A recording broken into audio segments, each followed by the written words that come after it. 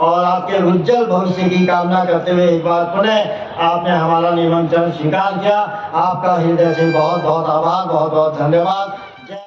बाजी का स्वागत। बोले भारत माता की। 75वीं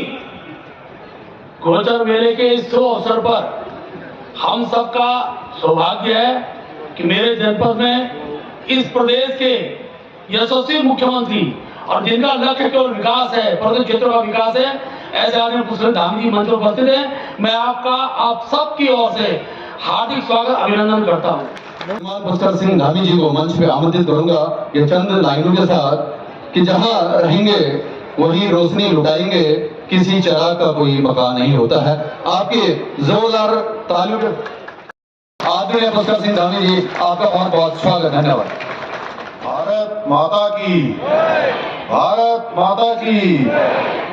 जय। बद्री विशाल, जय बद्री विशाल। अभी आप लोगों ने जिनको सुना, भारतीय जनता पार्टी के हमारे बहुत ही कर्मठ और जुझारू प्रदेश अध्यक्ष और लगातार इस क्षेत्र में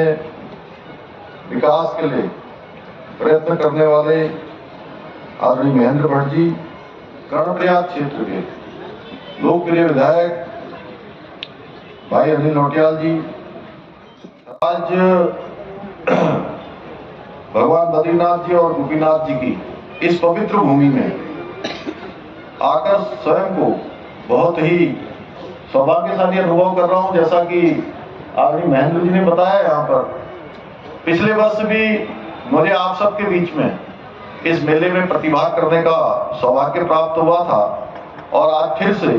आप सबके बीच में आया हूं। मैं सबको, क्योंकि इतनी बड़ी संख्या में आप सब लोग पधारे हैं और आप सब लोगों ने बड़ा स्वागत और अभिनंदन भी हम लोगों का किया है। मैं भी दोनों हाथ जोड़कर सर झुकाकर आप सबको प्रणाम करता हूं, आप सबको नमन करता हूं। जैसा कि हम सब जानते हैं, ये मेला बहुत ही हमारा पौराणिक व्यापारिक मेला है। 1943 में सबसे पहले आयोजित किया गया था। तब से लगभग हर वर्ष एक ही तारीख को, 14 तारीख को ये मेला यहाँ पर आयोजित किया जाता है और 1943 से लेकर अब तक लगातार जो इसका आयोजन होता है, निरंतरता से जो आप सब लोग बड़ी धूमधाम से इस मेले का आयोजन करते हैं, सभी लोग इसमें प्रतिभाग करते हैं, ये इस बात का प्रमाण है कि इस मेले से बहुत अपने क्षेत्र के लोगों का, आसपास के लोगों का और पहले तो तिब्बत के लोगों का भी लगातार इस मेले से जुड़ाव रहा है। और जब ये मेला प्रारंभ हुआ था उस समय भारत और तिब्बत के बीच व्यापार खुला हुआ था और हमारे यहाँ से व्यापार मुख्य रूप से हमारे भोटिया जनजाति के लोगों के द्वारा किया जाता था और तिब्बत की सीमा से लगे क्षेत्रों में सभी लोगों का रहना भी था, निवास स्थान भी था और व्यापार भी था। प्रारंभ में गोचर मेले में भोटिया जनजाति के लोगों को अपने कलात्मक जो अनेकों एक से एक अच्छे उत्पाद पहले से जो बनाते आए हस्तशिल्प के, ऊनों के, उसने बेचने में बहुत मदद की। और देश की आजादी के बाद गोचर मेला सरकार द्वारा एक औद्योगिक और सांस्कृतिक मेले के रूप में आयोजित किया जाने लगा। यह विशिष्ट और ऐतिहासिक मेला हमारे लिए बहुत ही महत्व का मेला है और हमारे राज्य के जितने भी मेले आयोजित होते हैं उन मेलों में अगर हम कह सकते हैं कि पूरे प्रदेश का सांस्कृतिक रूप से और व्यापारिक रूप से, औद्योगिक रूप से अगर किसी मेले को सर्वाधिक मान्यता है तो उसमें से हमारा गोचर का मेला है। क्योंकि अब तो बहुत सारे साधन हो गए, बहुत सारे संसाधन हो गए, टेलीविजन पर ही हमको सब प्रकार की जानकारियां मिल जाती हैं। इस प्रकार की व्यवस्थाएं नहीं थी, तो उस समय मेले एकमात्र साधन हुआ करते थे जो हम सबको एक दूसरे से मिलाने का काम करते थे, हमारे जीवन में ताजगी और उत्साह भरने का काम हमारे इस प्रकार के मेले किया करते थे। मेले और उत्सव ये इस प्रकार के आयोजन है, ये हमारी, इससे जो हमारी संस्कृति है उस संस्कृति को भी प्रचार का, प्रसार का एक बहुत बड़ा माध्यम यहाँ पर मिलता है, बल मिलता है। वहीं हमारी नई पीढ़ी भी हमारी जो समृद्ध जो सांस्कृतिक धरोहर रही है, जो हमारी विरासत रही है और हमारी जो परंपराएं रही हैं, वो पीढ़ी दर पीढ़ी आगे बढ़ती है। भाइयों बहनों, ये मेले कहीं न कहीं हमारा जो सामाजिक ताना बाना है उसको बुनने में भी बहुत मदद करता है और सामाजिक और जो व्यवहारिक दायरा है वह भी इन मेलों के माध्यम से बढ़ता आया है। हमारे देश में और विशेष रूप से उत्तराखंड में अधिकतर मेले सांस्कृतिक जो मेल मिलाप है उसका एक माध्यम रहे हैं और गोचर का जो मेला है वो विशेष है, रूप से अपनी एक छटा बिखेरता है, वहीं आर्थिकी को मजबूत करने का यानी कि व्यापार को भी बढ़ाने का एक बहुत बड़ा सहायता करता है।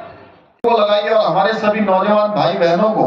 जो हमारे नौजवान भाई काम करने के लिए देश दुनिया के दूर दराज के क्षेत्रों में जाते हैं, उनको हमारे घर पर ही काम मिलेगा, हमारे यहाँ उद्योग बढ़ेंगे, हमारे यहाँ की आर्थिकी बढ़ेगी और उस काम को बढ़ाने के लिए हम लोगों के बीच में गए। और मुझे आपको बताते हुए खुशी हो रही है कि अभी हमारा सम्मेलन 8 और 9 दिसंबर को देहरादून में होने वाला है, लेकिन उससे पहले ही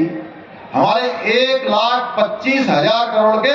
निवेशकों के करार आ चुके हैं अभी तक। ये पहला एक इतना बड़ा काम है जिसको कोई नहीं कर पाया, वो हमारे प्रधानमंत्री जी ने उसको पास करके साबित कर दिया कि हमारी प्राथमिकताओं में हमेशा से मातृशक्ति है। और हमने प्रदेश के अंदर 30% का सहतीज आरक्षण हमारी माताओं को, हमारी बहनों को, हमारी मातृशक्ति को मिले, उनको आगे बढ़ने का अवसर मिले। हमने भी विधानसभा में इसका विधेयक बना दिया। ऐसे मेहनत करने वाले हमारे भाई बहन वो हमेशा पीछे रह जाते थे और जो नकल करने वाले थे वो पास हो जाते थे, उत्तीर्ण हो जाते थे, नौकरियों में चले जाते थे, फिर जांचें शुरू होती, कहीं कुछ होता कहीं कुछ होता, लेकिन हक मारा जा रहा था उस गरीब माता पिता के बेटे का, बेटी का, जो अपने बेटे को, अपनी बेटियों को कोई